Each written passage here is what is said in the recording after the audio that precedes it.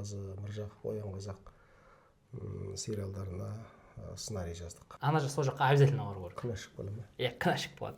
Бәрін ысырыптандар, осы кісіні шақыру керек. Қазақта сөз бар, мен саған қол қасап отырмын деген. Мен саған жүк артайын деп отырмын деген сөз. Дәл қазір деген нәрсе маған қатты ауыр тиеді. Менде жоспар жоқ онша. Намыс деген сөздердің өзінің бір қазір аясы қандай тарылып қалды мысалы. Ақшаның өзіндік деген мәні жоқ негізі ақшаның. Киноның мүмкіндігі ерекше ғой. Сен не айтқың келеді, не бергің келеді. Негізі киімді адамның іші киеді ғой, іші. Андай бір сондай сәтті нәрсе шықса, мен жаңағындай бір өзім тойлаймын да кішкене. Тойлағанда өзім көңілімде тойлаймын. Оның үстіне ол мысалы қазір қаржыны да оп-оңай тауып отыр. Бізге де ақша керек мысалы. Үш еркек бір әйел шығарып қой, қызың жол жіңішке деп сен сөйле деп айтады. Ол былайша айтқан кезде ол парадокс мысалы айтқан кезде. Жіңішке болса неге ол сөйлеу керек мысалы?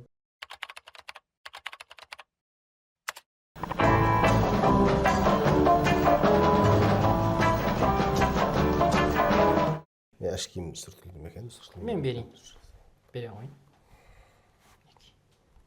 Қай жақ қойыңыз жаңа? Сапранға бардық.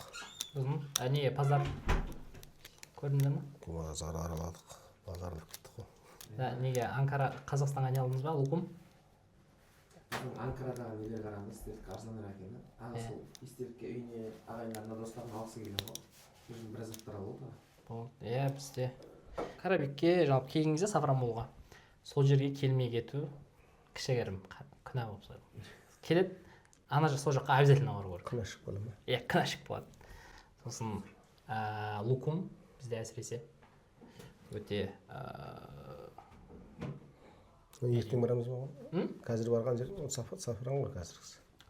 Андай ғой, Сафран, сосын ол Сафранның бір кішкентай бөлігі жаңағы Ешкі Чаршы деген. Сол жаңағы Сафран түскен жерлерінде екінші біздің факультетіміз сол жақта. Біз сол жақта оқимыз. Онда бисмилля деп бастайық. Шөлдесеңіз, бір нәрсе болса, тоқтатуға да болады. Барлықтарыңызға ассалаумағалейкум. Сіздермен көп сөз подкаст. Бүгін біздің 4-ші қонағымыз.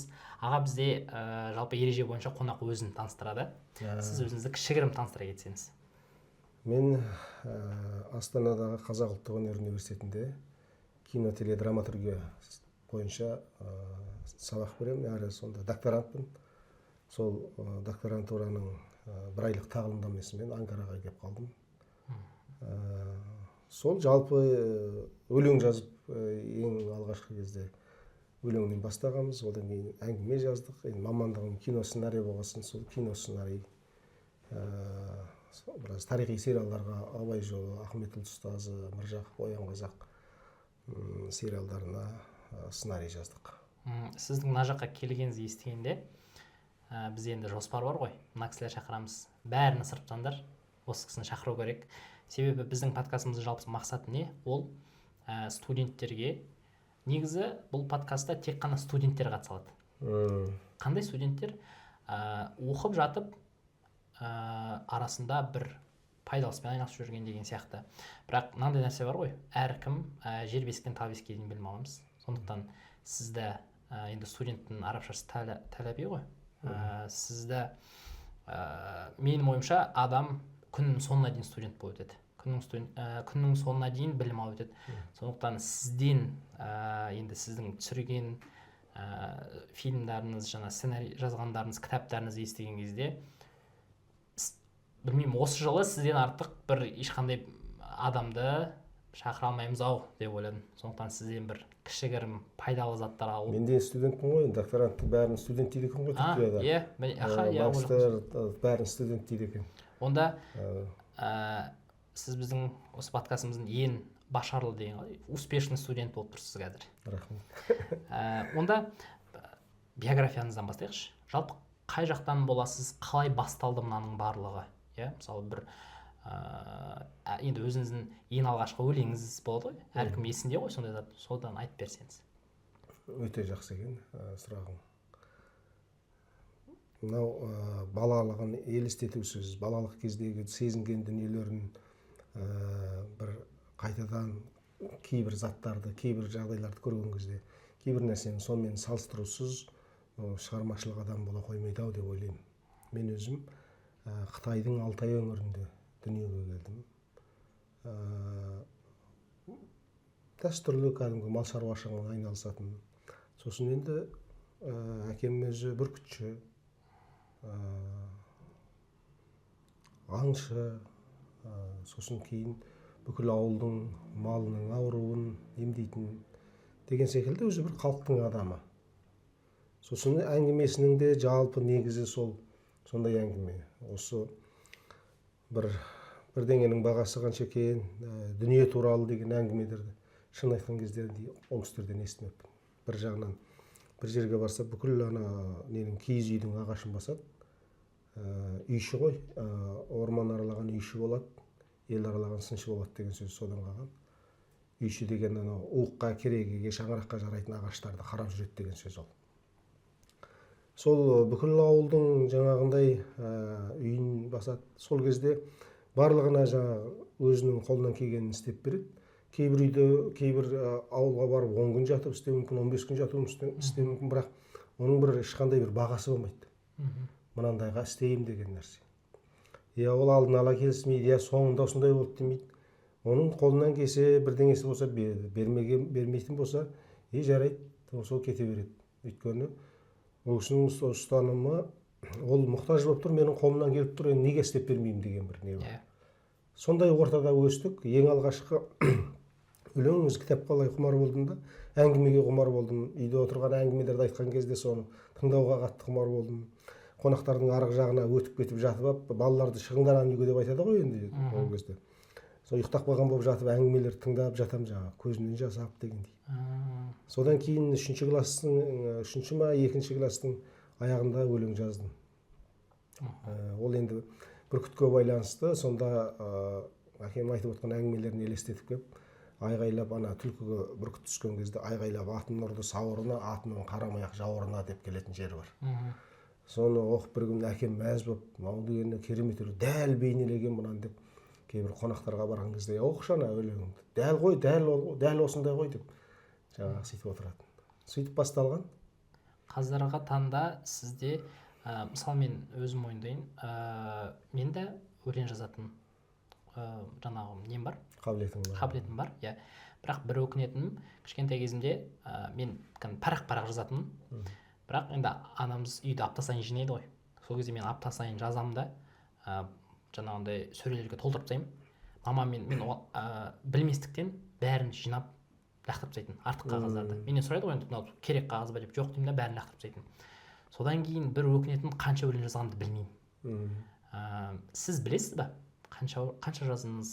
Жоқ, мен де білмеймін. Өйткені анау дәптерге жазылғандар 2 дәптер толды, 3 дәптер толды, мектептерде ол жоғалып кетеді, біреу соны енді оқи тұрайын деп біреу алып кетеді деген секілді. Ол 6-шы, 7-ші класс оқып жүрген кезде де, 9-шы класс оқып жүрген кезде сондай көп жоғалды.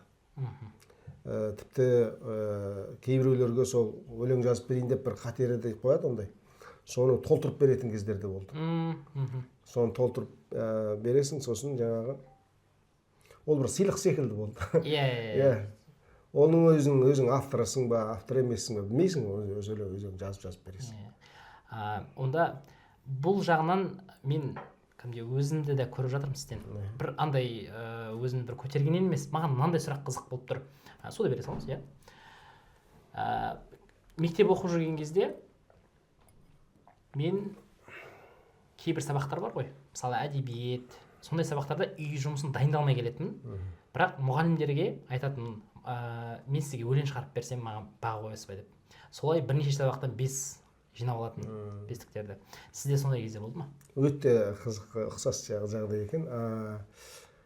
Қайрат деген мұғалімға мен солай өлең жазып бергем. Дәл бірдеме бола ма деп, өлең жазып берсем бола ма деп өлеңмен жазып бергем ғой.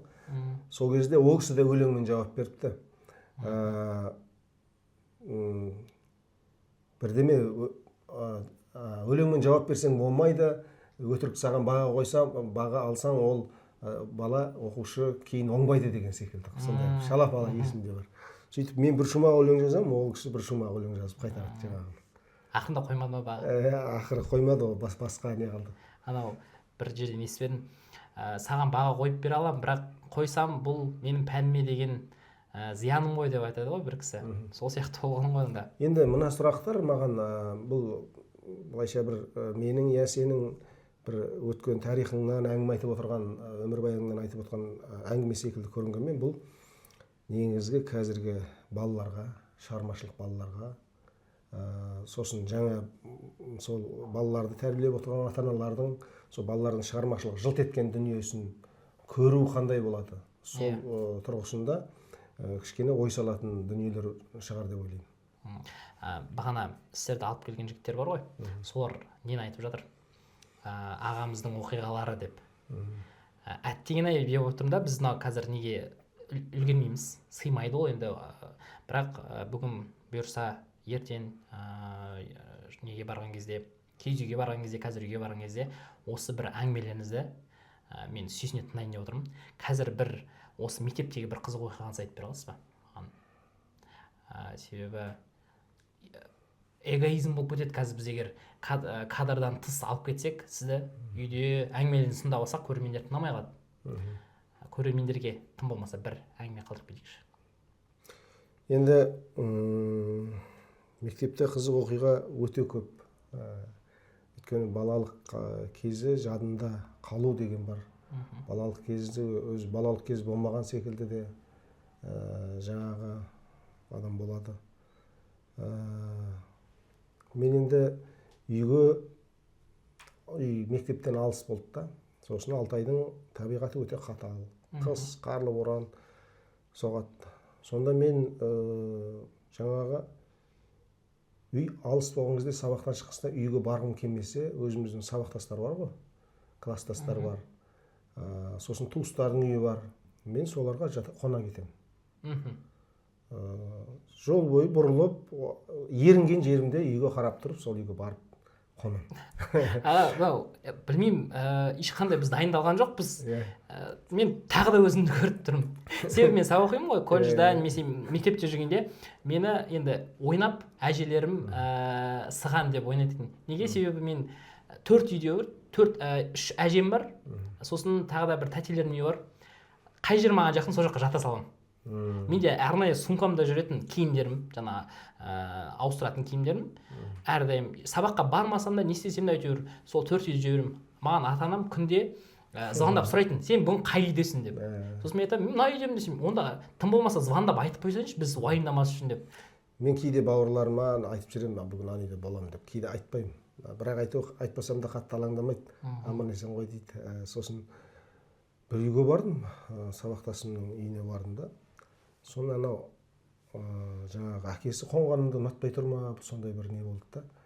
Мен қазір мен сендердің үй жақтарыңа барам атпен. Барасың ба дейді да маған. Мен айтамын, жоқ, бармаймын. Ол кезде 2-ші класс оқимын ба, сондай ғой. Жоқ, бүгін қонам деп келдім мен дейді. Бұл енді інім бар, менің туған інім. Ол қар бола ма, боран бола ма, еш қайда қонбай, түн бола ма, ол үйге келеді қайтса да. Ол қызық та, ол кенже қазір қара шаңырақта ғой. Біз сол бой дала безіп кеттік қой. Сол мен жаңағы 3-ші класстан бастап нағашымның үйінде болдым. Ол кісілер мені кішкене балаға баламыз деген ба, сонымен жаз жайлау мал сол кісілерде жүрдім. Еркелеп, көп ұл бала жоқ еді. Бір ғана жаңағы жігіт бар, үлкен, үйленген. Қалған түгел қыз бала болады. Сол мені алғысы келген болу керек. Сода жүрдім, 6-ші класстан бастап жездем үйінде тұрдым. Одан кейін ауданға барып оқыдық, жатақханада тұрдық. Ауданнан бітіп, соның арғы Қазақстанға кеттік дегендей, қазірге дейін сол. Иә. Сенің жүрген жерің мынау міне. Иә, бізде де солай шықты ғой ақырын. Мына сіз кішкентай кезіңізде, бала кезіңізде өлең жазуға деген, шабытты қайдан алдыңыз? Себебі енді әрбір өнер адамында, әрбір шығармашылық адамда болады ғой шабыт деген. Мен өлең оқығанды жақсы көрдім да, одан кейін бір журналды қарап отырып, бір шумақ өлең ұнап қалды. Соны қағазға жазып, сосын менің жаңағы әкем інісі бар, ең кенже інісі Жарқын деген, сол кісіге көрсеттім да, мына өлең қалай деп. Кім жазды деді. Керемет екен дейді. Сол керемет екен дегенін қимай қалдым біреуге. Мен жаздым деп сөйтіп едім. Сөйтсем енді ол журнал көпте журнал емес қой, ол да оқыған екен да. Қой өтірік айтпа, мынау бәленбайдікі ғой деді да. Содан кейін енді ұялып қаласың ғой, сұмдық ұялып қалдым да, бірақ ойладым да, мен де жаза аламын ондай. Негізінде жаза алатын секілдімін мен деп. Сөйтіп жаңағыны бастап кеттім. Сөйтіп жаңағы өлең жазу сөйтіп басталып кетті. Кемінде 1000 болады деп ойлайсыз ба? 1000 өлең ба? Ай жоқ енді. 500 шығар енді. 500 жақсы. Сіз мына Турцияға қашан келіп едіңіз? 1 ай болып қалды, Ай болды. Келу мақсатыңызды жаңа айттыңыз ғой, бір жақтан жіберді деп жұмыстан. Соны бір толық айтып жібересіз ба?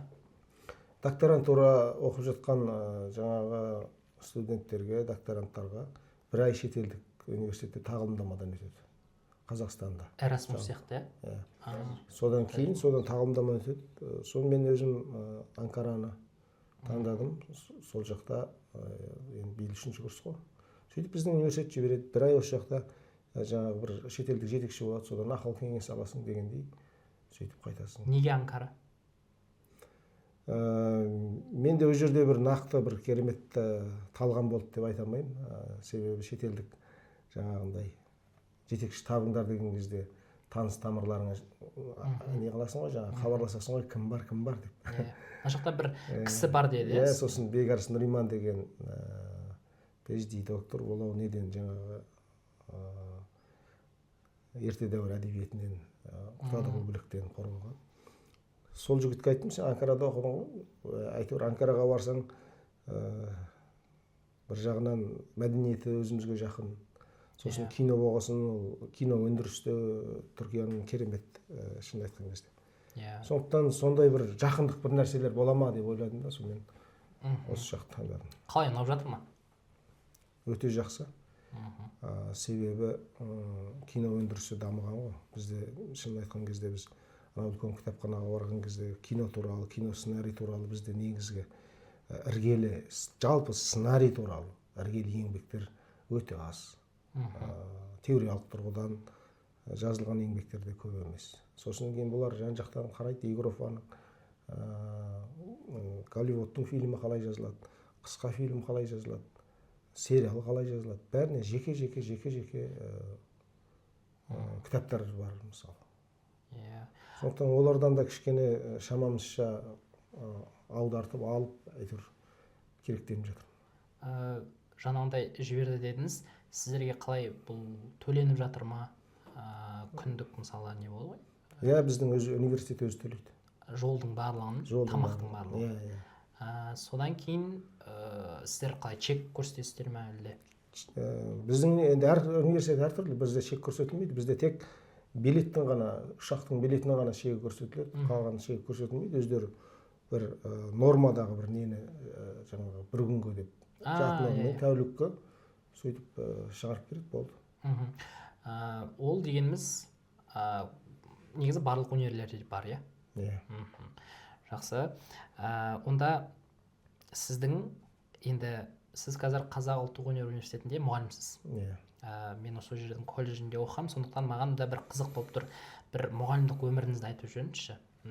Қызықтарын өзіңіз. Мысалы, андай ойда қазір мұғалімдік өте қиын сала ғой негізінде. Сол үшін қазір мына бір болашақ мұғалімдер көріп жатқан шығар. Мұғалім болайын ба деп ойланып жатқан адамдар бар шығар. Бір кеңесіңізді, оқиғаларыңызды айтып өтсеңіз. Мен енді жауапкершілік деген мәселені қалай айтсам болады, өзіме көңілім толмайды. Өйткені оларға беретін білімді үнемі жаңартып отыру керек. Және жастардың өзінің бір талаптанып жан-жақтан қазір ізденіп жатыр ғой. Кейде олардың да ақпаратына ілесе алмай қалатын кездерің болады. Сондықтан жаңа ақпараттармен, жаңа кинода енді қазір керек десеңіз TikTok-тың сериалдары шығып кетті. Егер ол шығып жатса, ол TikTok-тың сериалын қалай, сценарийін қалай жазады дегенге дейінгі сол туралы жазылып жатқан дүниелердің бәрінен беріп отыру керек. Сондықтан мен оның барлығын бере алып жатырмын деп ойламаймын. Бірақ мүмкіндігінше өздеріне еркіндік беріп кішкене бағыттаймын. Негізінен олардағы кем нәрсе мына өмірлік жағдайлар, адамдар ара қарым қатынастағы нәзік дүниелер, сценарийде қалай беріледі деген секілді бір кішкене өмір тәжірибесі жетіңкіремей жатқан тұстарына мен көбірек көмектесемін. Шынын айтқан кезде мынау Түркияда студенттер мен ұстаздардың арасында өте жақсы бір қалыптасқан дүние бар екен. Өйткені екеуі де бір ізденуші секілді, екеуі де бір бір-біріменен жаңағы бірін-бірі толықтырып отыратын сондай бір сипатта екен қарым қатынастары. Одан кейін шамы бар еркіндік береді екен студенттерге. Қай тақырыпта қандай әдебиеттер деген секілді. Сондықтан біздегіден кішкене басқашалау енді ол. Біз жаңа лекция оқып, оны қайтадан сұрап деген секілді бір қатты мектептегідей бір талап ететіндей не жоқ екен. Сондықтан бір кең тақырыпта өзімен бір деңгейлес әңгімелесуге шақырады екен жалпы. Мен келісем. Неге? Себебі менің универімдегі мұғалімдер, енді мен Қазақстанда да мұғалімдерді көрдім ғой, мектеп болсын, колледж болсын, универ болсын, бірақ мына жақтағы мұғалімдердің ең аз дегенде профессионализм болады ғой, өте жоғары деңгейде. Мысалы, бізде Қазақстанда кез келген адам, білмеймін, мен ойымша солай, мұғалім болып кете алады да, өзінің профессиясы болмаса да, ал мына жақта әр мұғалім өзі сын маманы. Андай ұйықтап жатқан жерінен оятып алып, мына нәрсе қалай деп сұрасаң жауап береді. Сол үшін мойындау керек, мына жақтардың мұғалімдері бізге қарағанда опытныйлау, тәжірибелеу, бізге мына жақтан сабақ алу керек негізі мұғалімдік жағынан. Ал мына жағынан сіз айттыңыз ғой, TikTokқа сценарий жазу деген сияқты. Солай жазып көрдіңіз ба? Қысқа. Жазған жоқпын, бірақ сол қысқа фильмдердің сценарийі қалай жазылады деген кітаптарды алдым. Үйге барып оны жайлап ақтарып көремін. Себебі енді қазір Түркияның да, Қытайдың да сондай бір жаңағы TikTok сериалдары қазір біздің әлеуметтік желіде қатты тарап жатыр. Оған енді үйде отырасың да, телефоннан ақшасын төлеп қойып, телефонға жабысып жатасың мысалы. Сізде ой бар ма сонда жазу? Бар, бірақ ол фильмдердің қалай айтсам екен, өте өмірден алшақ, драмасын қатты күшейтеміз деген дейді да. Мүлде кей кезде ол бір ертегі секілді ма, сондай бір жалпы сипат солай екен. Қытайдікі солай екен. Енді мысалы біз бұрынғы уақыттағыдай біз жаңағы үндінің жаңағы бір ертегідей бір әлеміне сеніп, солардың көз жасымызды сығып отырмаймыз ғой мысалы. Қазіргі көрермен кішкене басқашалау. Сондықтан драмасына қызығып көргенмен бір қарның ашып қалады. Мен енді тәжірибе ретінде бір 5-6 көрдім мысалы. Сондықтан ол біздің өмірге қалай үйлестіру керек екенін қазір мен миымда кішкене сұрақтар жүріп жатыр. Андай деп ойламайсыз ба, енді сценарист болған үшін адамдар қазір өмірлері, былай айтқанда енді сұрланып кеткен, және сол өмірде болу мүмкін емес нәрселерді көріп, өздерін алдап, былай қарап, өздерін мысалы өмірден алшақ ұстау деген сияқты. Солай деп ойламайсыз ба? Жоқ, ол жерде өмірдің жалпы бір шындығынан бірнеше саты жоғары болып кеткен ба? Мысалы, қазір мен сізді танымай отырсам, сіз бір керемет ақшалы адам болсаңыз, мен жаңағы былай бір басқаша қарап отырсам, дәл сол моментінде соны білген кезде мүлде басқаша жаңағы қарым-қатынас жасайтын тұстар біздің өмірге келіңкіремейді негізі. Қазақтың психологиясына жалпы. Мүлде енді дәл енді олай емес енді. Сондықтан білмеймін соны қалай алып шығуға болады. Ол да керек қой, өйткені басқа ұлттың мәдениеті кірді деген сөз, кіріп қатты, ол кішкене оған қарсы тұратын нәрселер керек қой. Оның үстіне ол мысалы қаржыны да оп-оңай тауып отыр. Бізге де ақша керек мысалы. Онда сіздің мұғалімдік осындай өміріңізден сценарий жазушы өміріңізге көшеді. Қайсысы жақынырақ сізге? Мұғалім болу ма сценарийден, әлде сценарийдің өзін жазу ма? Қиын сұрақ. Екеуін біреуін ғана таңда дейді ғой, мысалы солай болса. Мен мұғалім болуды таңдайтын едім. Мұғалім болуды. Неге? Себебі енді ол жерде сценарий жазсаң бір өзің ғана жазасың ғой, мысалы, иә. Мен қанша сценарий жазуым мүмкін? 10-20. Сонша шәкірттер тәрбиеленіп шықса егер, олар 100-200 сценарий жазуы мүмкін. Ол әлдеқайда өнімді жұмыс қой негізінен. Иә. Содан кейін бір нәрсе болады, оны ұстаздыққа етіп жүрген адам сезінеді. Балаң бір кішкентай сыйлық алып келсе, бір сертификат, бірдеңе. Иә. Соған бір ғой, ата-ана шын мәнінде бала ұқсап қуанады екен. Оны ата-ана болғанда білесің. Қуанады екен кәдімгідей. Анау болмайды, мысалы, біреуге айтып отырасың да, алып келіп бірдеңе деп.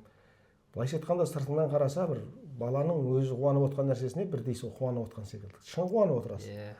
Ал енді қызық болғанда, сенің студентің бір жетістікке жетіп жатса, бір фестивальдерде жаңа жүлде алып жатса, бір керемет шығарма жазса, соған да қуанады екен адам қатты. Шын қуанады екен. Енді бұл бақыт қой негізі. Сондықтан сондай студенттер шықса деп мен өзім қатты былайша айтқанда армандаймын. Мен өзім домбырадан сабақ беремін. Домбырадан мұғалім болғанына бір 5 жылдай болды. Бір кезде андай болады, араб елдерінде менің қазақ бір оқушым бар. 10-да ма сондай, 11-де. Содан кейін бір кішкентай конкурсқа қатысып, аквапарк бар ғой, соған 1 жылдық абонемент ұтып алады. Мен ана жерде отырып жылағанымдай, андай, былай қарапсың енді мен аквапаркқа бармаймын. Ол кісінің несі жаңағы, мен ана бала үшін қуанып, мен тура осындай нәрсемен келсем, сондай бар. Сценарист болған кезде, былай айтайыншы, ол енді бірде бар, бірде жоқ жұмыс қой, ақша, шығармашылық жұмыс. Ол жағынан қалай? Мысалы, неге сіз стабильный жұмысты таңдамайсыз деген сияқты ғой? Бір жағынан енді бұл менің мамандығым, солай оқуға түстім. Сосын кейін енді кинода сенің жазған дүниеңмен қанша адам айналысып жатады, қаншама актерлар жазған сөзіңді айтады мына жақта, режиссер мына жақта, жаңағы қаншама көрермен деген секілді күтіп отқан сондай дүние ғой енді. Ол бір ерекше сезім, шын айтқан кезде. Одан кейін киноның мүмкіндігі ерекше ғой. Сен не айтқың келеді, не бергің келеді. Сосын сенің бір шығармашылық адамдарды әсіресе көкірегінде бір картина, бір суреттер жүреді. Бұл енді режиссерларда әсіресе көбірек болады.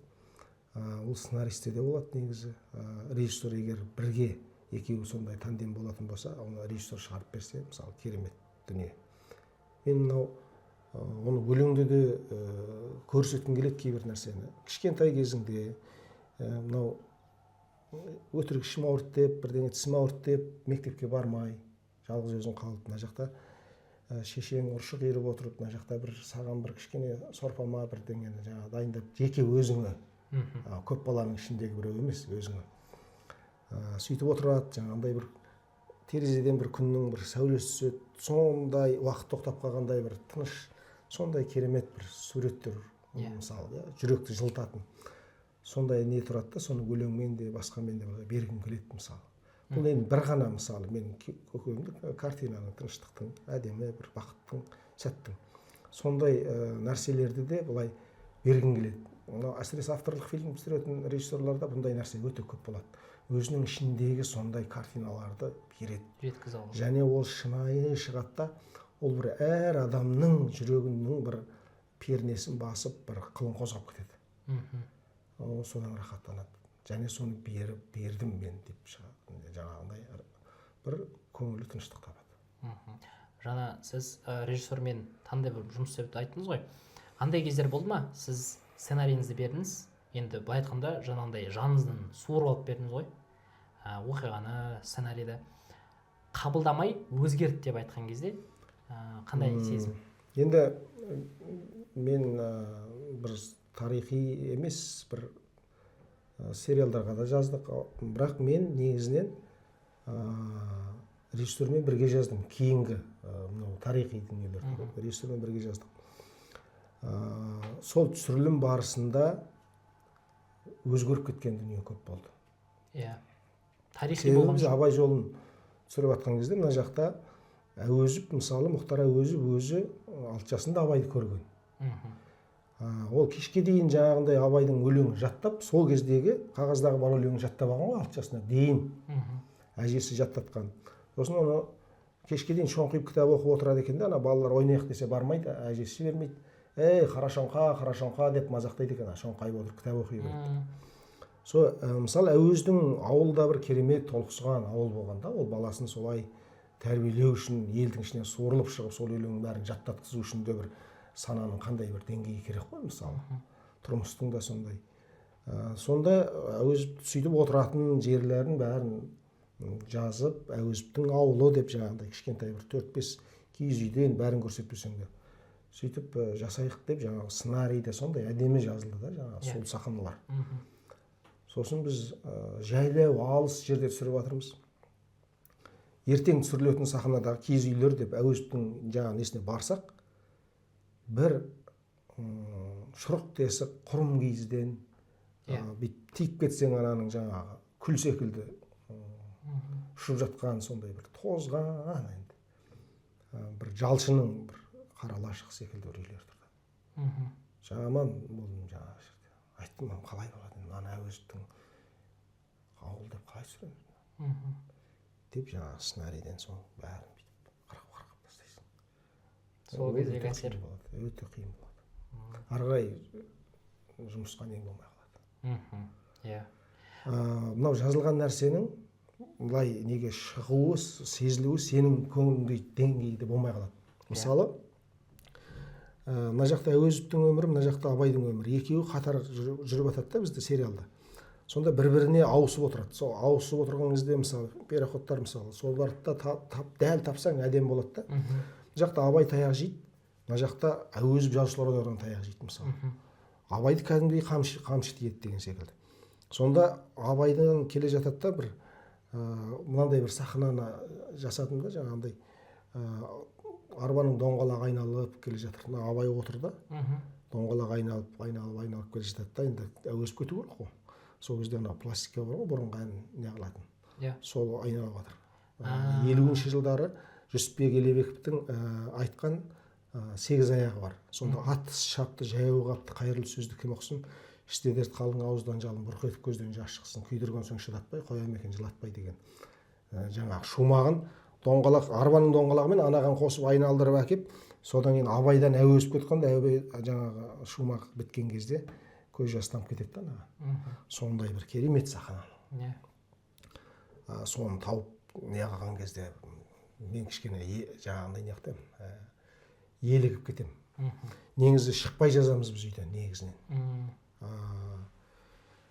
Уақытта қысып кетеді, сосын кейін жаңағы телефон, интернетті 8 сағатқа, 5 сағатқа, 6 сағатқа өшіріп тастап, сөйтіп кірісіп жаңағы жазамыз ғой. Мен айтамын да Мұратқа, режиссер, бірге сценарий жазып жатырмыз ғой. Шығып білейінші мен. Андай бір сондай сәтті нәрсе шықса, мен жаңағындай бір өзім тойлаймын да кішкене. Тойлағанда өзім көңілімде тойлаймын. Мұрат ол дедлайнға уақытша оқыған, орнықты, жаңағындай нәрсе болыпты деп арғай кете беретін адам да ол. Сосын жарайды деді да, соны мен 2 күн жоғалып кеттім. Сол өзі уақыт тығыз кез. 2 күн мен жаңағындай нені 8 аяқты айта беремін. Бұл енді бір шығармашылық адамда тұрақты бір жетістікке жететін адамның мінезі емес негізі. Бірақ сондай сәттер болады. Қызық. Сіз керемет бастадыңыз, мен осы сұрақты қойын деп жатқам. Сценарий жазу жалпы процесі қалай? Мысалы, ол жерде бір кісімен жаздыңыз, бірақ өзіңіз жалғыз жазған кезде бірінші неден бастайсыз, қалай болады? Жаңа үйде дедіңіз ғой, сол үйдегі атмосфераны айтып беріңізші маған, сценарист болғанда. Мен негізі былай тыныштықты қалаймын жалпы. Бірақ жүрмей жатса бір отырып шыдамаймын. Негізгі тәртіп, негізгі тәсіл де солай. Бүгін іштеңе жазбасаң да, жүрген жоқ іштеңе. бірақ отырдым. Сол жүрмесе де отыру керексің. Сол ертесінде ол жүруіне себеп болады соның. Сол отырғаныңыз. Иә. Бірақ мен сол жазудан гөрі отыруға шыдамаймын. Иә. Болмай жатқан кезде мен оны күтіп отыру деген маған қиын. Соны шығып кетемін, жаңағы бильярд ойнап бірдеңе боламын. Сол кездерде бір түйін бірдеңелер келіп қалған жағдайда мұның келді ғой деген секілді заметке жазасыз. Бұл енді сценарий ғана, сценарий ғана емес, әңгімелерде жазасың. Әңгіме жазған кезде де солай. Одан кейін бір сөздердің түйінін тарқатуға байланысты болған кезде де солай. Миға бір өзі бір тапсырыс беріп қойсаң, тапсырма беріп қойсаң, ол өзі іздене береді екен, сен бірақ шаруаңды істей бер, жүре бер. Бір кезде сырт етіп өзі жоқ нәрседен бір нәрседен тауып бере қояды. Сол кезде жазу керек болды. Мен мысалы осындай кезде мен де бұрында колледж оқыған заманда орысша, бірақ 50 ма 60 беттік кітап жазғам. Менің жанрым ұнайтын кішкене не триллер, қорқынышқа қарай жақын. Сол кезде тура солай жазып жүресің, ешқандай идея болмайды, былай айтқанда шабыт бітіп қалады, сыртқа шығып кетемін. Әлі есімде бар, неге барам? Бассейнға барам, киініп жатырмын. Ана жерде бассейн 1 сағаттық уақыт. Тура сол киініп болған кезде маған не келеді? Сценарий келеді. Мына персонаждың, адамның өмірі былай ауысып кетсін деп. Сосын ана жерде отырып алып жазамын, заметкиіме. Сол 1 сағаттың жарты сағаты өтіп кетеді ау, соның бәрін бүйтемін дегенше. Сізде сондай моменттер бола ма? Сыртта жаңағыдай ой келді, қай жерге жазып аласыз, қалай? Мен енді ой келген кезде бір ерекше әсерленіп кетесің, қуанып кетесің. Ал енді ол көбінде жоғалтып аламын. Иә, ондай болады. Ал енді бір кезеңдер болды. Мен 2018-де ма, 17-де ма, әкем қайтыс болды, 16 жыл сосын қайтып келдім. Бір қатты, бір жаңағындай бір серпіле алмай қойдым. Сосын кейін бір кезде, 1 жылдан кейін бір өлең келді. Туған жер, жалпы не, бәрі қопарылып келді. Соны жазам. Мен 4-5 күн, білмеймін, 1-2 сағат ұйықтаймын, ана өлеңді тоқтатып қойып демалайыншы десем болмайды. Жатсам келеді ғой. Сосын кейде көзімнен жас ағып жатады жастықта. Соны тұрам қайта жазам. Енді бір қызығы, ол жарайды үйде отырсың. Енді ол 3-4 күн мені бір отырғызып болмайды ғой. Бір жерге бару керек, бір жерде шаруаға бару керек. Сөйтсем, ана жерде сол автобуста жүрсем де, лифтте көтеріп батсам да, бәрінде ананың жалғастары, өлең шумақтар келе береді. Мен қазір Астанада жүрген кезде, мына жерде ана шумақ келген, мына жерде автобуспен бара жатқанда керуеннің ішінде былай лифтте көтеріліп батқанда мына шумақ келіп еді ғой деп қазір ойлаймын да. Сөйтіп сондай бір не болды, 4-5 күн тоқтаусыз адам жаңағындай бір, бұл енді өлеңде болатын шабыт негізі.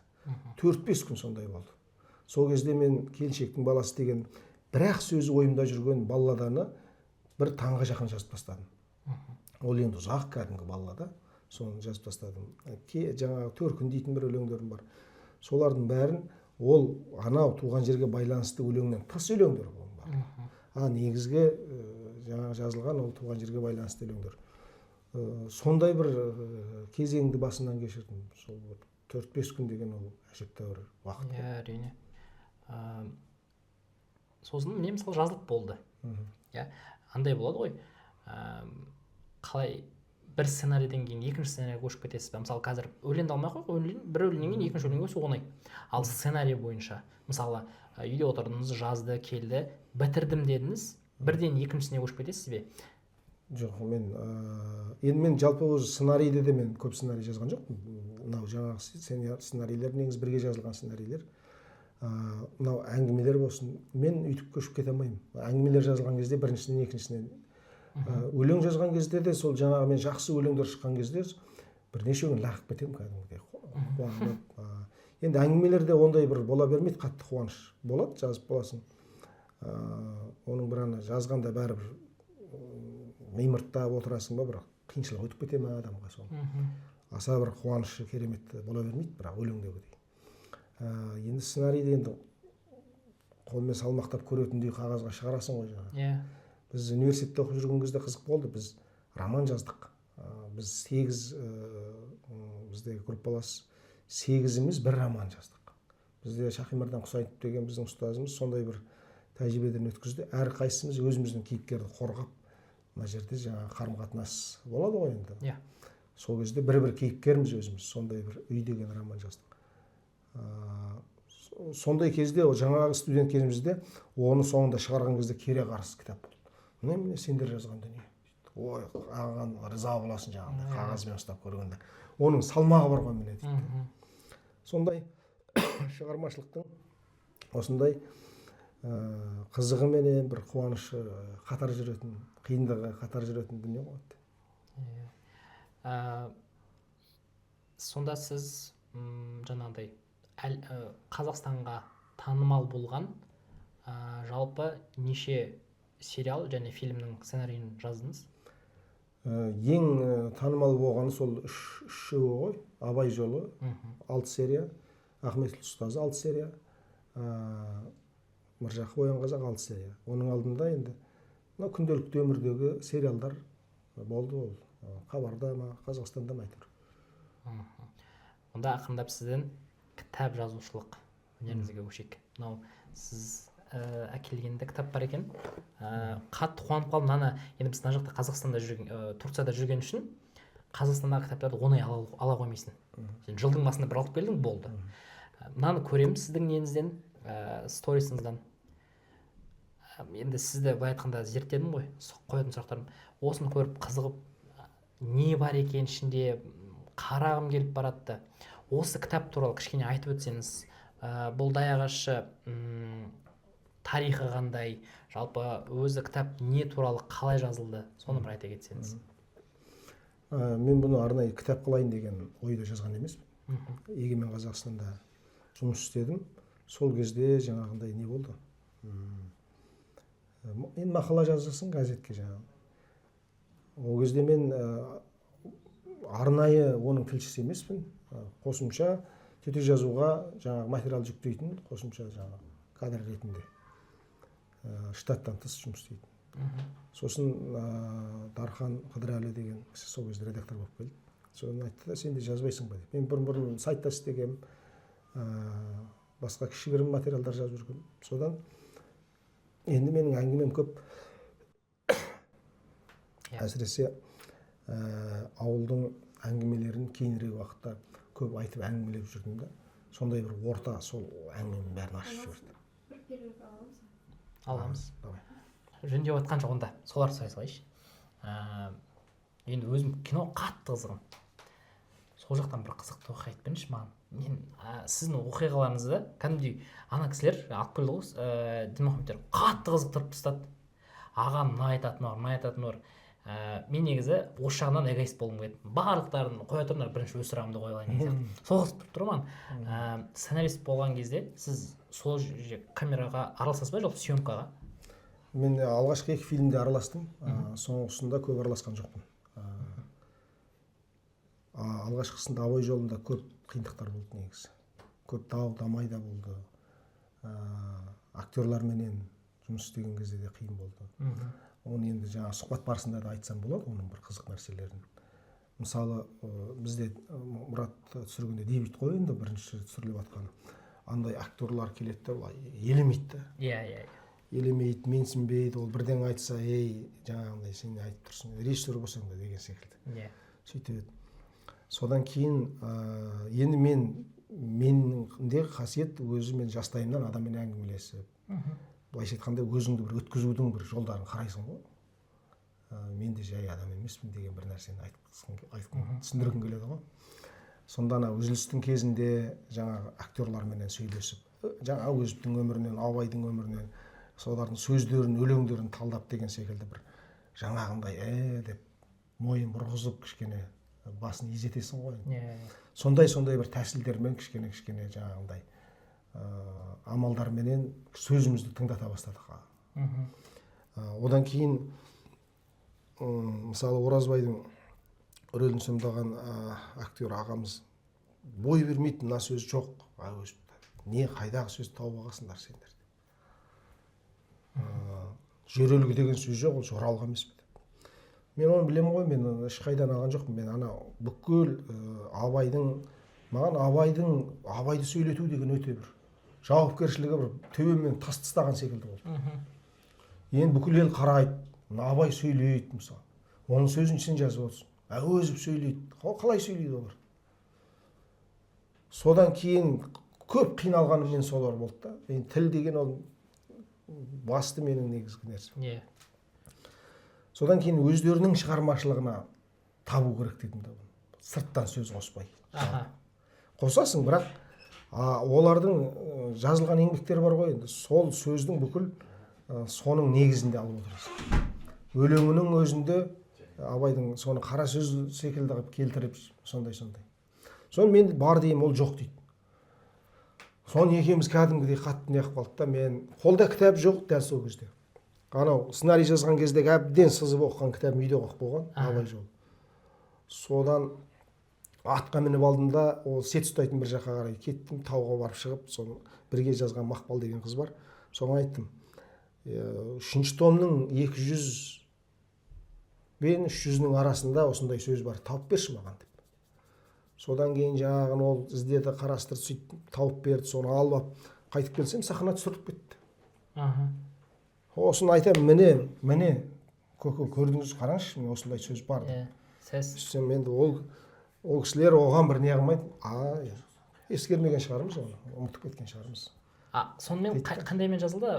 Сол ана кісі айтқанмен жазылды.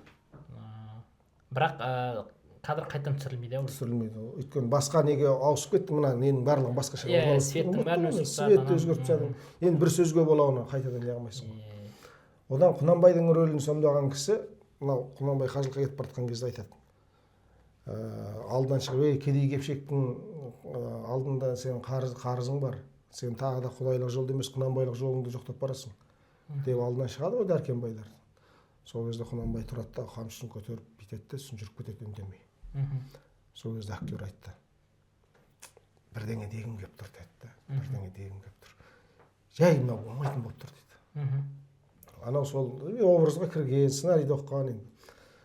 Менде де солай болды да негізі. Сосын жарайды онда деп түсірілімді тоқтатып Мұратқа айттым да, енді деп жатыр мына кісі. Онда жазып бер деп. Сосын сол жерде жаңағындай не айтты? Мені әділетсіз десең, Құнанбайды әділетсіз десеңдер, Құдай әділетті. Кімде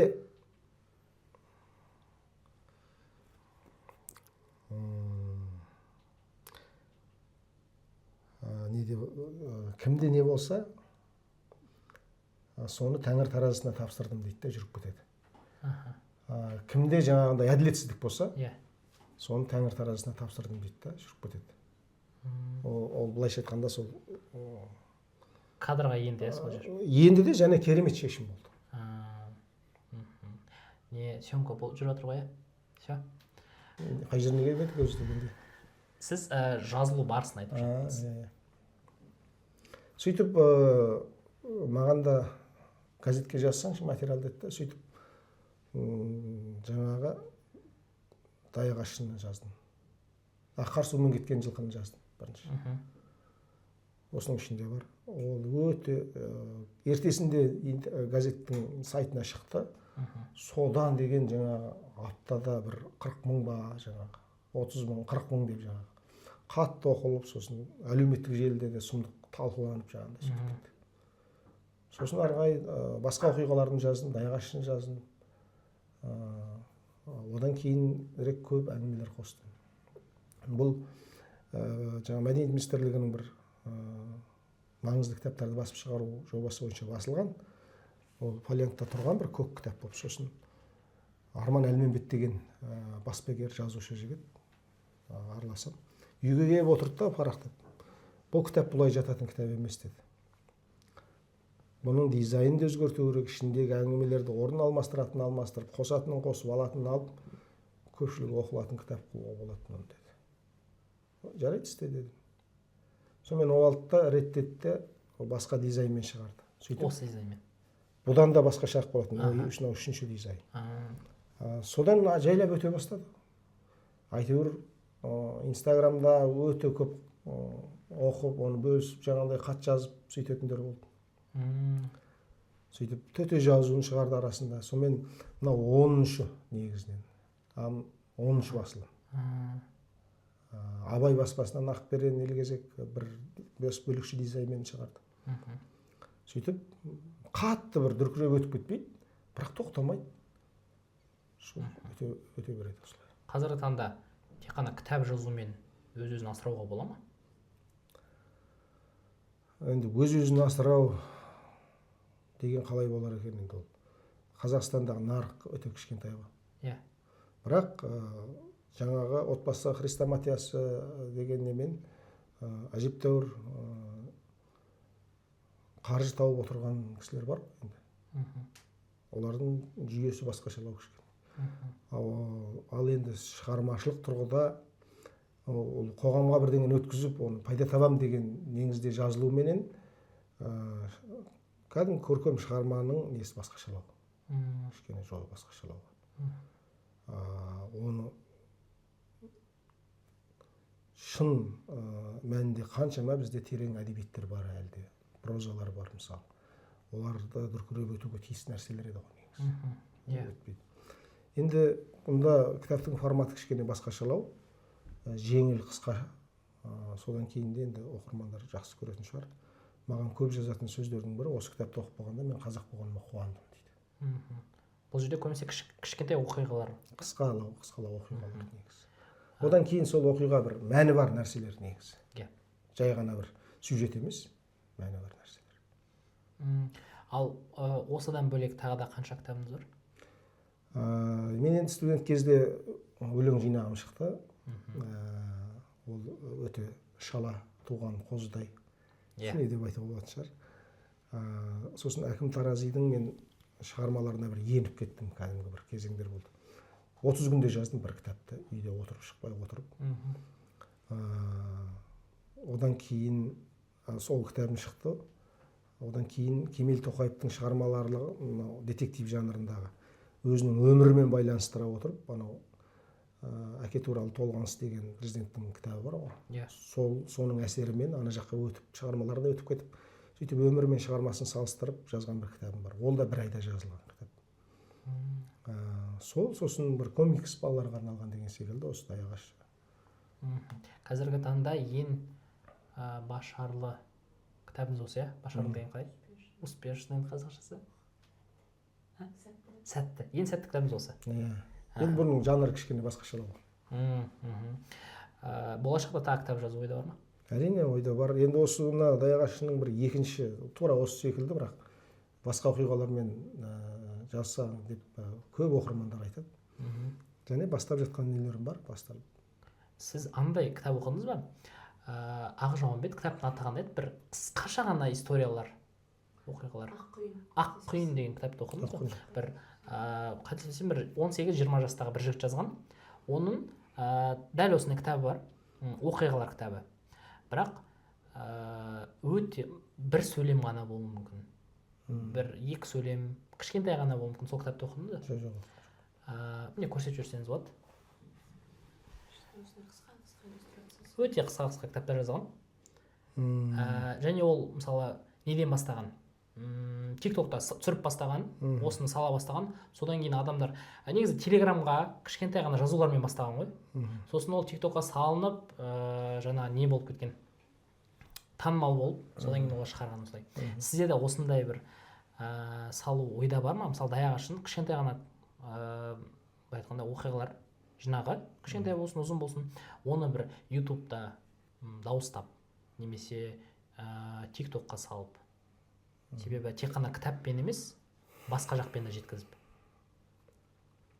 Жоқ, менде ондай ой жоқ, оны соны бір меңгерген, бір нелер айналыспаса. Ал мен өзім мынау сөздердің этимологиясына қатты қызығам. Бұнда мен сөз тапқанға қолқа жоқ деген мақаланы жазған кезде оның оқырмандары өте көп болды. Оның мағынасын ашып бердім. Және қызық болды ол. Біз күнделікті айтып жүреміз, бірақ мағынасы басқаша екенін айту керек. Сол сөздердің айтқан кезде деп қалатындай. Бір мысал айтасыз. Иә. Жаңа қолқан айтып берейін бе онда мен? Аха. Иә. Мысалы біз сөз тапқанға қолқа жоқ деп айтамыз, иә, бір әзіл айтып кетсе. Бірақ оның негізгі мағынасы басқашалау бұрын қолданған кезде. Енді осы сөзді талдау үшін сен ең алдымен қолқа деген сөздің не екенін білу керексің ғой. Қолқа деген мысалы жүрек қан тамырларындағы анау кең бронх деп айтады мысалы, сонда қолқа дейді. Бірақ одан да бұрын тура сол секілді мысалы түйеге жүк артқан кезде төсіне арқан батып кетпес үшін тура жең секілді киіз болады. Соны қолқа дейді. Арқанға киізіп қояды да түйенің төсіне батпайды, сол жерде ұстап тұрады. Сонда жаңа түйеге жүк артатын кезде соны астына тастайсың. Енді арқанның ар жағынан байлау керек қой. Сол кезде түйе шөгеді. Қазақта сөз бар, мен саған қолқа сап отырмын деген. Мен саған жүк артайын деп отырмын деген сөз. Бұл шын айтқан кезде бұл өтініш айтудың шыңы. Өтінейін деген сөз бізде жоқ негізі, ол кейін келген нәрсе. Және мен саған қолқа сап отырмын деген, ол 80-дегі кісінің 20-дағы жігітке түсіп отыруы мүмкін. Бұл бір жалынышты білдірмейді. Кедейдің байға айтып отырса да, ол бір әлеуметтік теңсіздігінде көрсетпейді. Бәрін жауып тұрады. Қолқа салып отырмай айналайын деген сөз. Сөйтіп жауып тұрады. Одан кейін енді сол қолқаны сіз орындай алмай қаласыз ғой мысалы. Мен сізден бір нәрсе сұрайын, сіз де жоқ, бергіңіз келмейді. Бірақ сол кезде бір сөз табасыз. Сол кезде мен айтамын, ой айналайын, алмас, сөз тапқанға қолқа жоқ деп қолқаны өзім аламын. Сол кезде сіз мен қолқа салғанымды орындамай тұра, екеуміздің қарым-қатынасымыз баяғыдай болып қала береді. Себебі мен қолқаны өзім алдым. Сөз тапқанға қолқа жоқ деп. Бұл қазақы қарым-қатынастың формуласы деп айтамын. Былай айтуға ма, сөз тапқанға реніш жоқ деген сияқты. Олай да болады. Мен қолқа салып отырмын, қолқаны өзім алдым деп отырмын. Сонда қолқа салып отырмын деген сөздің өзінің енді 4-5 қызметі болып тұр да мына жерде. Соларды мысалы ашқан кезде қандай керемет болды. Мен осы секілді сөздердің мағынасын ғана ашып емес, оның біздің болмысымызда қандай болған орын беріп тұр ол. Сөздер деген мысалы адам өзі ұят деген мысалы сөздік мәні сенде қаншалық тірі болса, ол энергиялық қуатқа ие болса, сен сол сөздегідей адамсың. Ұят дегенде де солай. Ұят дегенде шынында жүзі қызарып кететін адамдар. Әжелерімізді біз көргенбіз, жүзі қызарып кететін. Біз Мұрат екеуміз әзілдейміз, бір сценарийде жүзі қызарып төмен қарайды деген не бар, жаңағы жазу бар да. Ондай актер таба алмайсың, жүзі қызарып деген не қылатын. Сосын сол адамдағы ұят деген нәрсе ол кездегі сондай 100% жаңағындай энергиялық қуатқа ие болып тұрған кезде, сол адам ұят болды деген кезде шынымен жаңағындай бүкіл өйткені тірі. Бұл қалай жоғалады? Енді уақытпен бірге Ахаңның сөзі бар ғой, сөзі жоғалған жұрттың өзі жоғалады деген. Ол жердің бетінің астына түсіп кетеді деген сөз емес. Ол кезде ұятты қазақ жоғалуы мүмкін, намысты қазақ жоғалуы мүмкін, болмысы жоғалады. Жаңағы намыс деген сөздердің өзінің бір қазір аясы қандай тарылып қалды мысалы. Бір бокстың несіне ғана болып қалды мысалы, айналасында деген секілді. Керемет. Бұл қызық нәрсе. Мен әлі бұны қызықтаймын, әлі ары қарай осы дүниені мен жалғастырғым келеді. Бұл шығармашылық негізі. Ана сөздерден бір-бірінен жаңағындай кей кезде сөздердің жасын есептегім келеді. Мына сөз қанша ғасыр келе жатыр екен, мына сөздің жасы қанша екен, оғанға дейін бұл қалай құбылған екен. Ол өмір. Шын айтқан кезде сол сөздер бір ұлтты жаңағындай мәдениетінде өзінің қауызында ұстап тұрады. Сен одан шығасың. Сосын ол қуалайды сені. Кір мынаған, қал мынаның ішінде, сен өзің тап. Сосын кейін ол бір кезде өзіне қайтқан кезде анау сөз жарқырап шығып кетеді. Себебі анау бұрын енді сауап бопты деген кезде, мысалы Совет үкіметі кездерінде біреу арақ ішіп көз ісіп отырса айтады, сауап бопты. Бұл сөз былайша айтқанда ұлт кішкене өзгеріске ұшыраған кезде, сауап деген не екенінен айырылған кезде түсіне көремін. Ол мазақ болса да жүрді де елдің ішінде. Өмір сүріп, сыртын сақтап жүрді әйтеуір. Сосын қайтадан мысалы тәуелсіздікке келіп, жаңағы қайтадан дінмен қауыша бастаған кезде, ол бір екі дүниенің арасын жалғап тұрған керемет сөз екен. Жігіттер бір сауапты іс болсын деген кезде ана сөз қайтадан міне келдің міне бұрын қалпына дейді да солай. Сөз сөйтіп қанша уақыт ұлтты қуалайды, ілеседі, өзіне шақырады, сөйтіп жүреді, сыртын өзгертеді, бейшара болып тұрады бір жерде. Мысалы жаңағы қызың жол жіңішке деген сөздер қазір тойларға барады сол сөз. тойларға барады, мазақ болады былайша айтқан кезде. Иә. Ол үш еркек бір әйел шығарып қойып қыздың жол жіңішке деп сен сөйле деп айтады. Ол былайша айтқан кезде ол парадокс, мысалы айтқан кезде. Жіңішке болса неге ол сөйлеу керек мысалы деген сияқты. Ол жіңішке деген жаңағындай ұят болады, мына жолдан тайып кетсең ертең атың шықса мынандай болады деген секілді нәрсе ғой. Ал біз оны керісінше жол жіңішке деп алып мысалы сөз береміз деген секілді айтылады. Сондықтан бұл сөздерде сөйтіп жүреді, сыртын сақтап, ішін өзгертіп, мазақ болып, сөйтіп. Біз кезде қайтадан сол қыздың жолы жіңішке деген жаңағы нәрселерге мысалы келетін болса, ол сөзде мағынасына түседі мысалы.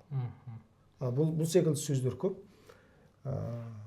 Сыртын сақтай тұрады уақытша, мүмкіндік береді саған келуге. Келмесең кеттің деген сөз. Онда жаңағы сөз жоғалған, өзі жоғалаттың әңгімесі. Сөзден шығады. Керемет. Прям андай өте үлкен сабақ алып отыр мына жерде бар ғой. Мысалы, негізі біз подкасттың бірінші түсірілімдерінде көп түрікше, орысша сөздер болсам да, қазірдің өзіне қосып отырмын. Сол үшін ұялып отырмын. Сізбен отырған кезде. Мынау осы жастарға келейікші. Жастар деген сол 15, 16, 17, 18 әрі кетсе. Сол жастарға деген көзқарасыңыз қазіргі тіл бойынша, патриоттық жағынан, жалпы қазақи жағынан қалай? Мен жастарды кінәламаймын. Жастарға түсіндіру, жеткізу жағынан өзімізді кінәлаймын. Қазақылықта жетіспей жатса, енді жан-жақтың әлемнің қазір білімін барынша алуға тырысып жатыр ғой. Әсіресе мен Қазақстаннан сырт жүрген балалардың жан дүниесінің бір қазаққа тартып тұратынын, сол жоғалған нәрсесін іздеп тұратынын былай сезінемін. Өзімде мен мысалы кезінде Қытайдан келдім ғой. Содан кейін қайтадан бәленбай жылдан кейін бір сағыныш бар, бір қазақылық деген нәрсенің бір дәмін сезгім келеді. Сөйтіп екі жақты салыстырып қарай келе шыққан кітап қой, шын айтқан кезде мынау да. Сол кезде барып оны лупамен көргендей андағы кішкентай әрекеттердің қандай мағына беріп тұрғанын сезінесің да. Оның ішінде жүрсең сезбейсің, шын айтқан кезде. Сол сыртта жүріп жаңағындай сезіну деген дүниелер бар. Содан кейін жаңағы сөздерге байланысты тілді қорға дейсің. Тілді сен оның жанын, сенің жаның екенін, сенің болмысың екенін түсіндіріп жатқан бір не бар ма мысалы? Елді қорға, жерді қорға. Көп жүкті арта бересің оған. Түсінбеген нәрсені қорғамайды ешкім. Шын айтқан кезде ол әкесінің, шешесінің жан дүниесін түсінбесе де бала оған қарамайды. Әке шешесі болса да. Түсіну деген, жеткізу деген, түсіндіру деген, енді әртүрлі формат жетеді ғой қазір енді. Сондықтан осы жағынан біз өзіміз ақсап жатырмыз. Мен мысалы жаргон сөздер деген былайша бір жігіттердің ортасында бір сән секілді айтылуы мүмкін, бірақ адамның жүрегін бұзады, қарайтады. Өзінде сондай бір неге түсіре жібереді негізі. Оның бәрінен кішкене тазарақ болған жақсы жалпы. Сондықтан түсіндіру жағы мектепте болсын. Біз тіл дегенде әсіресе, осы тілде өте көп нәрсе бар. Тіл дегенді қарым-қатынас құралы деп, сол қызметін ғана пайдаланып жатқан секілді көресің кей кезде. Ол тіл деген немене? Мен ана жерде тұрмын, мына жерде тұрмын деп телефонмен бір-бірің ақпарат айтқан ғана емес ол қызмет оның. Ол сиырда мөңіреп, бұзау мына жақта тұр екен, дыбыс беріп, қаймағайды екен тауып алады. Жылқыда кісінеп, құлынына кісінесе, анау да дыбыс қай жақтан шықты барып тауып алады. Ол сол хайуани деңгейдегі қана оның мүмкін несі жаңағындай қызметі оның. Ал шын мәнінде сөйлескен кездегі сен ішіңдегі сөз, сырлас, біреумен досың бар, жанына тиіп кететін сөз бар, оны қауашағынан жарған гүл секілді құлпырт жіберетін сөз бар мысалы. Оның бәрі адамның жаны құлпырып жатқан.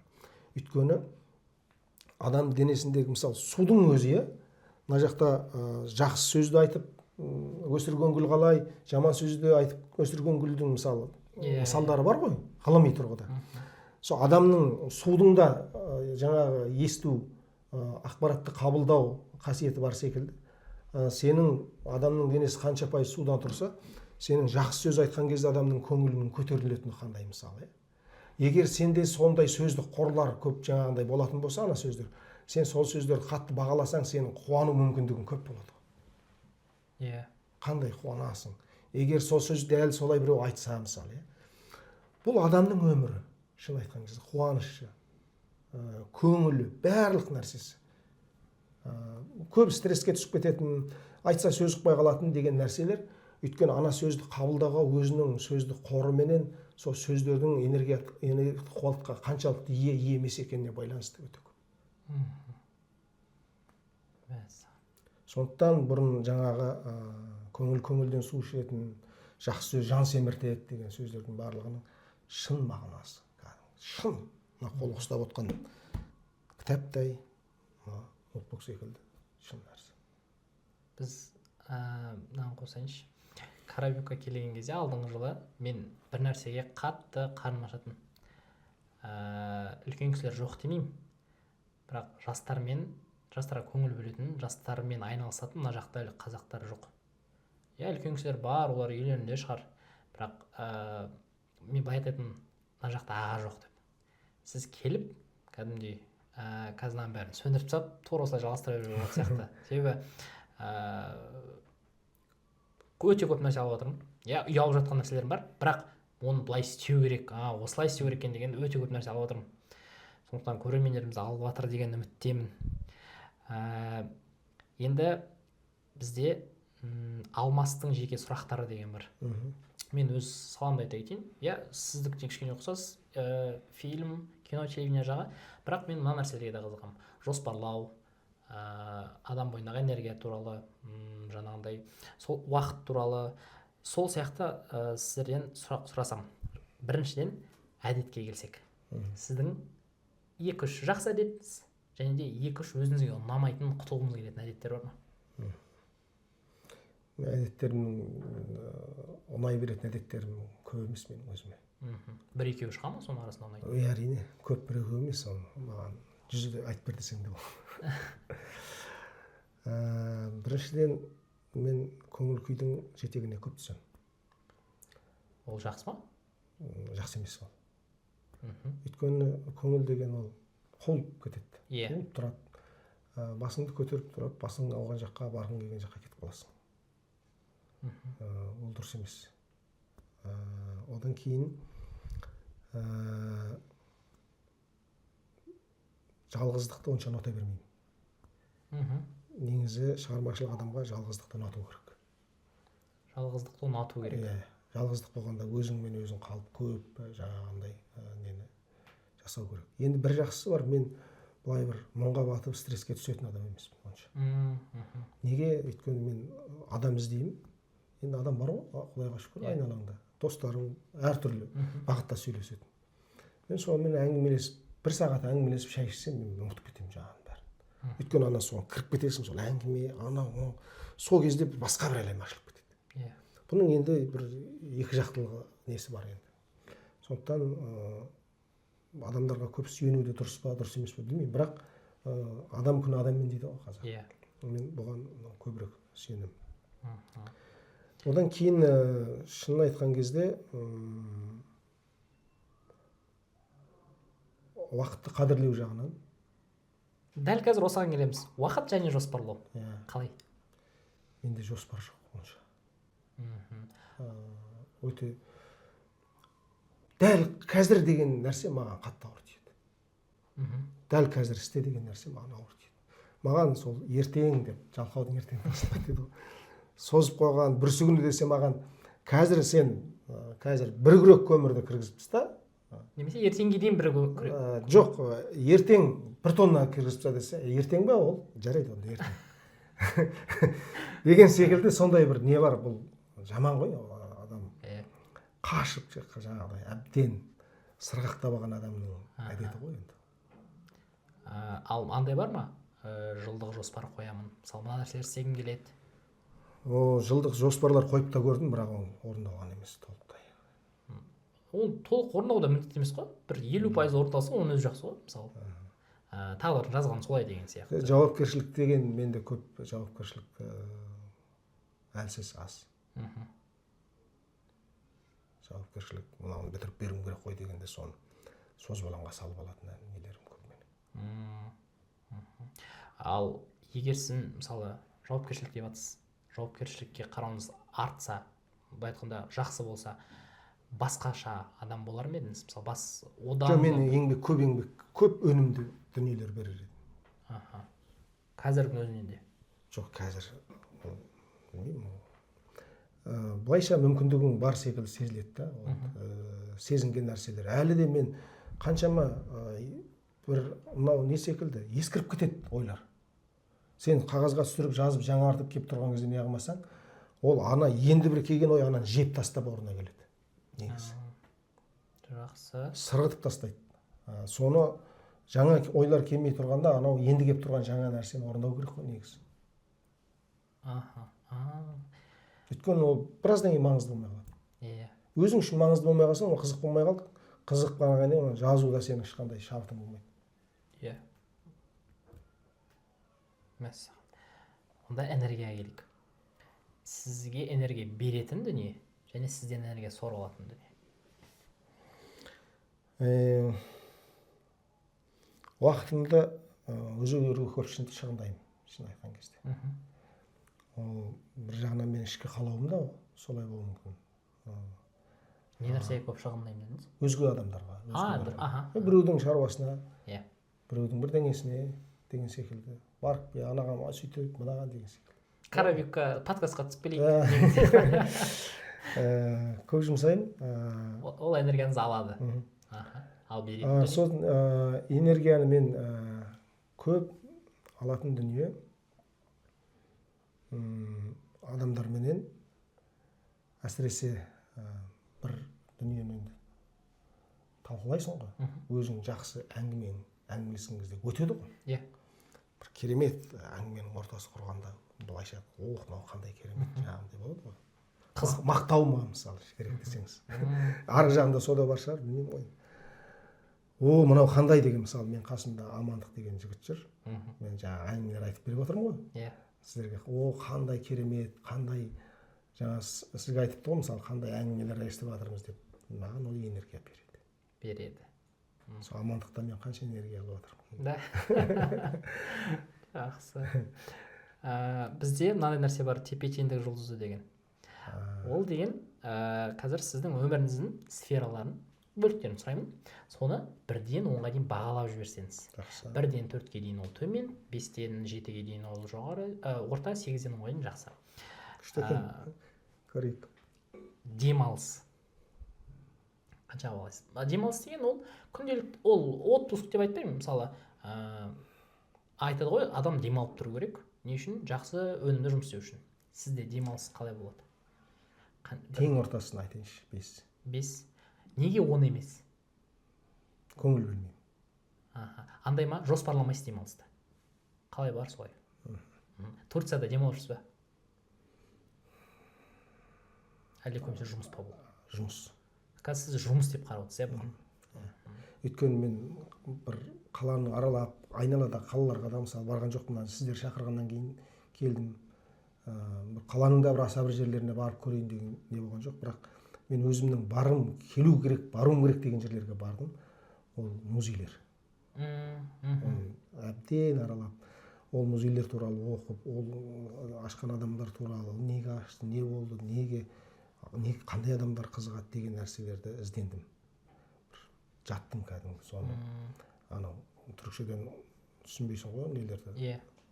Жаңағы шәсіппен көмегімен аударып тыңдап сондай. Өте қызық жоспарлар құрып жатырмын енді. Қызық болғанда, жаңа сіз айтқандай. Бір нәрселер істеймін ау мен жақсы. Қолай келсін. Қалай аударылады ол? Ішіңізге береке берсін. Екіншісі кәсіп. Кәсіп деген ол енді өзіңіз жұмысыңыз ғой. Былай айтқанда ақша тауып жатсыз, шүкір деген сияқты, немесе қазір кішкене қиын болып жатыр деген сияқты. Жұмыс жүріп жатыр, жұмыс жүрмей жатыр деген сияқты 1-ден 10-ға дейін. 6 дейінші. 6. Неге 10 емес? мүмкіндіктер көп болды. Оны өзім жаңағыдай бір жауапкершілік алып тұрақты нақты істеуім керек демегеннен кейін солай болып тұр. Даму деген ол ешқандай рухани емес, ол сабақ емес. Даму деген ол сіздің жеке мысалы хоббиларыңыз, тіл оқуыңыз, бір нәрсе зерттеуіңіз қазіргі таңда қалай болып жатыр бірден 10-ға дейін? Қазіргі таңда бір осы Анкараға келгеннен бері ма 5-тен 7-ге көтеріліп қалды деп ойлаймын. Жаңа музейлар бар. Қандай нәрседен дамып жатсыз мысалы? Мен өзім қазір кішкене ол құпия болсын, өзім істейім деп жоспарлап қағаз жүзінде жасаған, бұл ешқайда жоқ деп бір дүниелерім болған. Сол жасалыпты. Оны мен Анкарада бардым, көрдім. Сосын тура мен 3 жыл бұрын ойласам, сол 3 жыл бұрын ол жасалыпты. Ашылыпты деген секілді мысалы. Сондай жоспарларды енді мен өзіме де құрып жатырмын да. Ол енді мен оны міндетті түрде істеймін деп ойлаймын. Өйткені анандай жағдайды күтіп, мынандай жағдайды күтіп жүру емес негізі. Бір нәрсені бастап, соны жоқтан бардан адамның былайша айтқан кезде ақшаның өзіндік деген мәні жоқ негізі ақшаның. Ол адамның да жаңағы белгілі бір мақсатта осыны істеп кетемін мен деген бір өмірлік бір миссия секілді адам алса, өмірлік болмағанда да кезеңдік. Соған істелген жұмыс, соған жұмсалған ақша, соған жұмсалған уақыттың бәрінен рахаттанады. Ол біреулерге сырттан қарағанда шығын секілді болып көрінеді. Бірақ ол шын айтқанда адамның өзінің мәні, өзінің рахаттанып жатқан дүниесі мысалы. Мен осы нәрсені бекіттім осы жақта. Сондықтан мен ол шаруаны істеймін. Даму шығар ол енді. Әрине.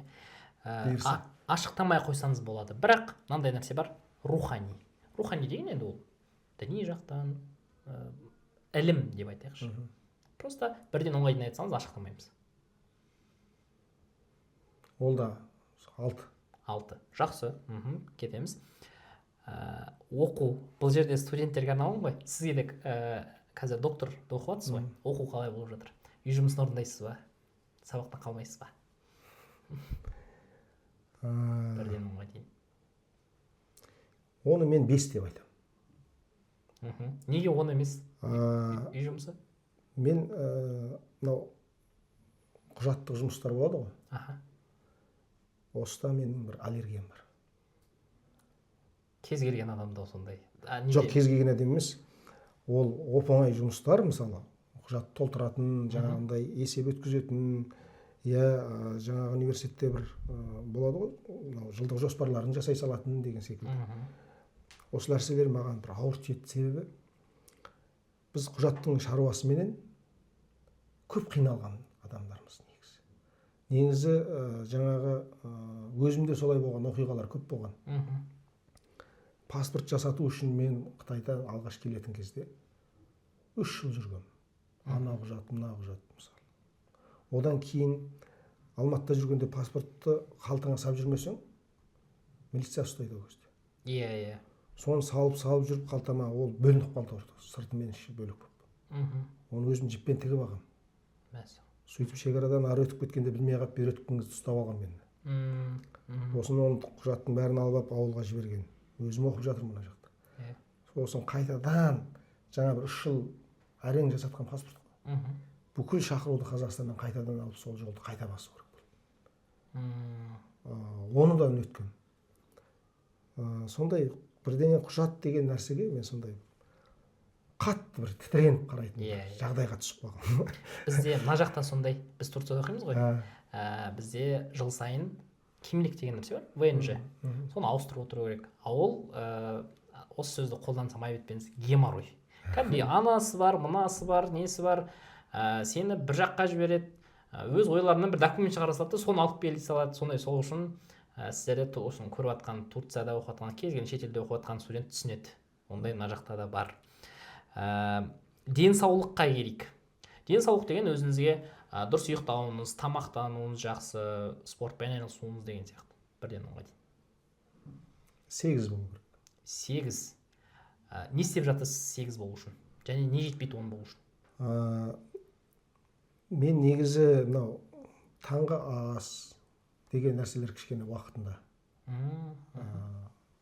Сосын жаңағы енді кешкі ас кішкене уақытында емес, себебі ет желінеді қонаққа барасың деген секілді.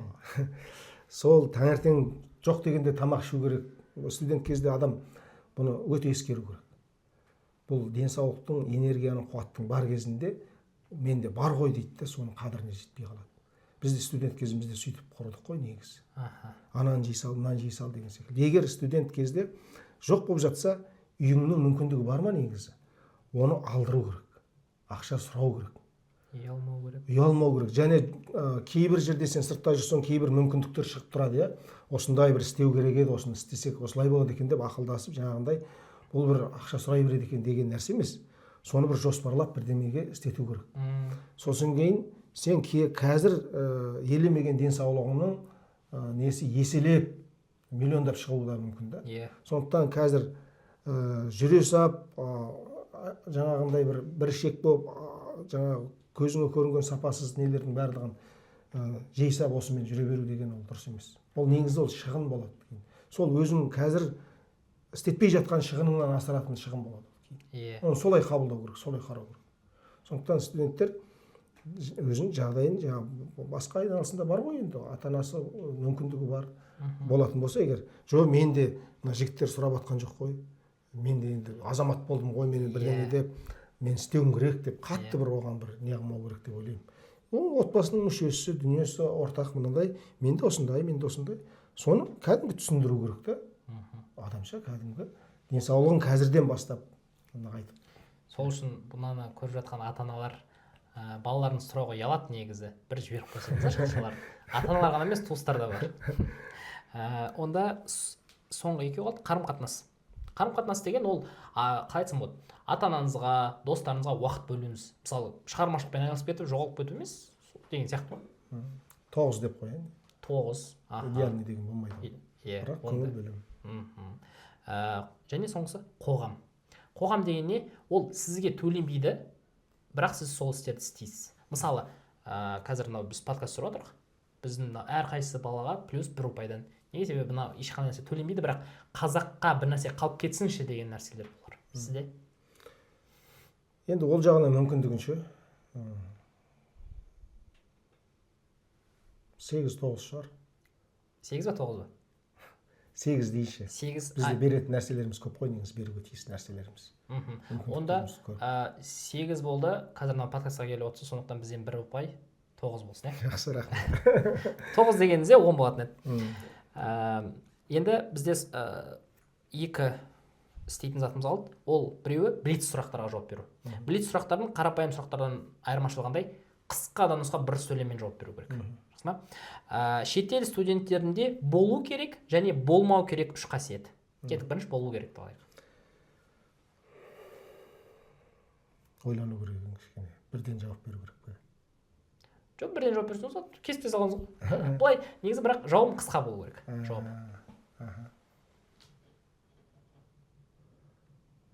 Шетелде оқып жатқан студенттерде, иә? Немесе жалпы студент деп алайық.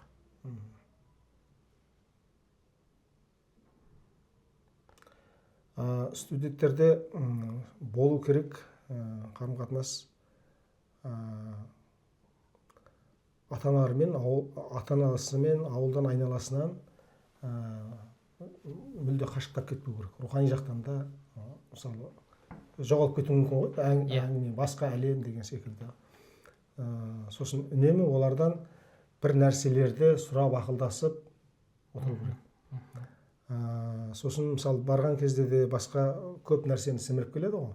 Олар бір өздері оқшауланбау керек.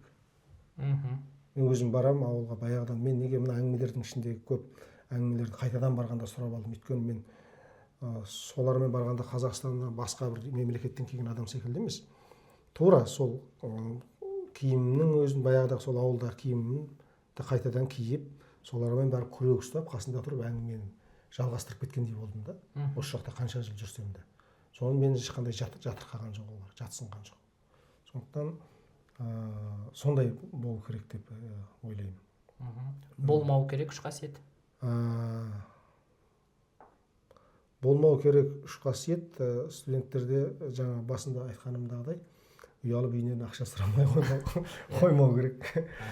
Ағаттар кетіп жатыр.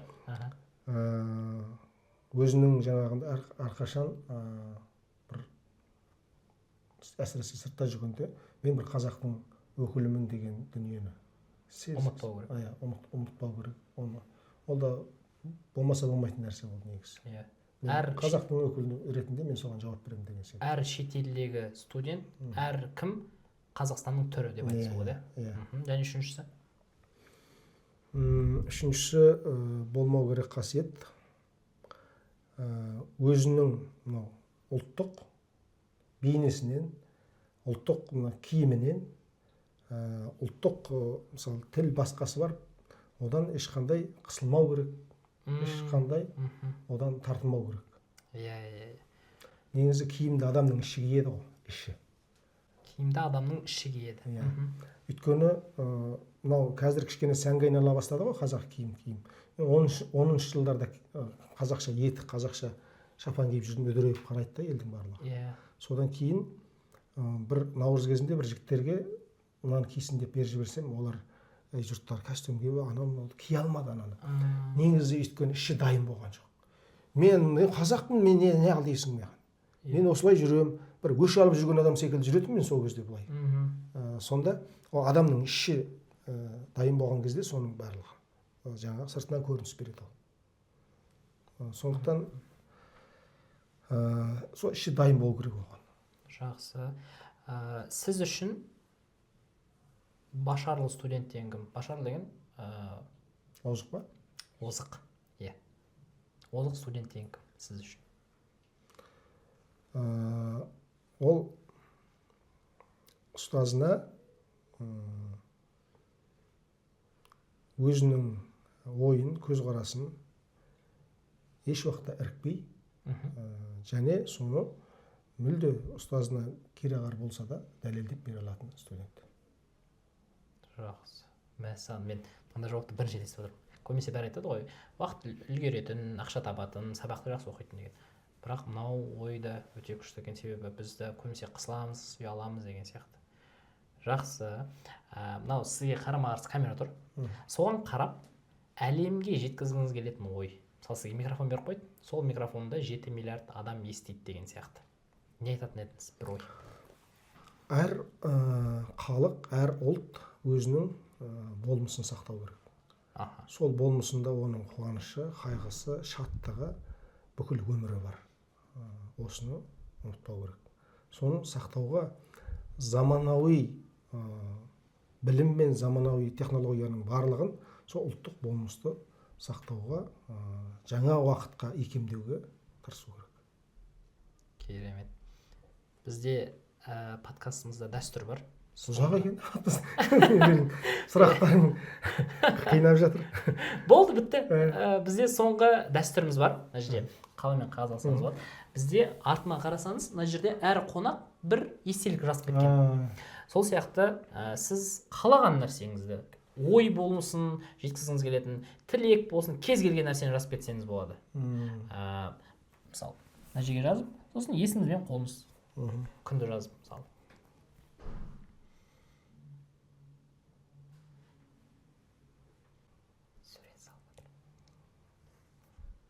Сәл ұқсамай қалды. Бала кезінде көп салатын мұнан. Осы суретті жақсы көретін деңіз. Бүркіттің суретін салғанда.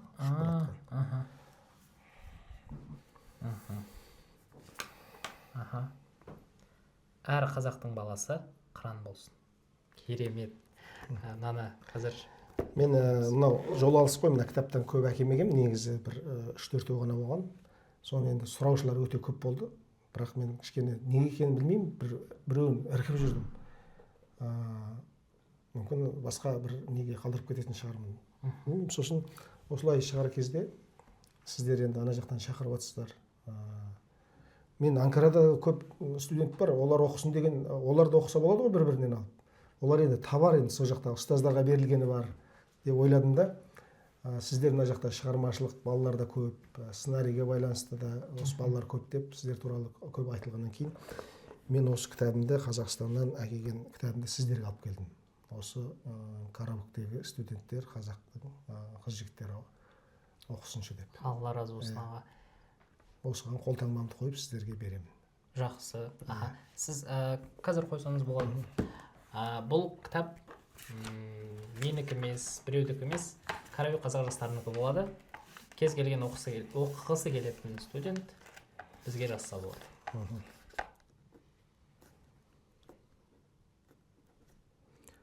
Сәл дұрыс емес сөз, бірақ осылай болу дұрыс. Қазақтарына дедім. Алла разы болсын аға. Өте керемет, бізде алғашқы сыйлығымызды алып жатқан. Осыны естелік болып қалады бізде. Алла разы болсын аға, келгеніңізге мұнда бір рахмет. Ең пайдалы подкасттардың бірі болды. Өзім үшін үлкен сабақ болды, үлкен жаңа білім болды. Бұйырса келесі жылы келіп жатсаңыз, сізді тағы да қонақ күтуге күтеміз осы Карабекта. Онда Алла разы болсын, осы подкастты соңына дейін көрсеңіздер. Сөз сонда негізі көбінесе осы жерді қарайды ғой адамдар. Бізде осындай жоспарланбаған подкаст болды. Ағамызды шақырғаннан соң аға бір сөзді қалдырмай, жерге тастамай келіп, бірден келісіп, ол ағамызға тіпті сұрақтарды да жіберген жоқпын. Спонтанно қойылған сұрақтар. Барлығына мүлк етпей жауап бердіңіз, ешқандай жасырмадыңыз, барлығын ашық айттыңыз. Сізге Алла разы болсын. Баршаларыңызға Алла разы болсын. Келесі подкастты күтіңіздер. Бұйырса алдағы уақыттарда керемет подкастар түсіруге тырысамыз. Баршаңызға ассалаумағалейкум. Құштаға. Біз негізі бар ғой, сіз келместен бұрын 1 сағат қана түсіреміз деп ойлағанбыз. Мен қазір қарап отырмын. 1 сағаттан точно ғой, 2 сағат болған шығар. Жақсы. Соңғы неде барлығымыз бір общий фото түсірдік. Жақсы. Ой, сіз қарсы болмасаңыз. Алайық, тұра берсін. Тұра берсін, иә. Тұра берсін. Қазір соңғы бір неде жөндеп берсін. Шашақ қойған жоқсыз аға. Жоқ, сұрақтарым қызық болды. Болды, дайынбыз ба? Барқам сиып тұрға, иә? 1, 2, 3.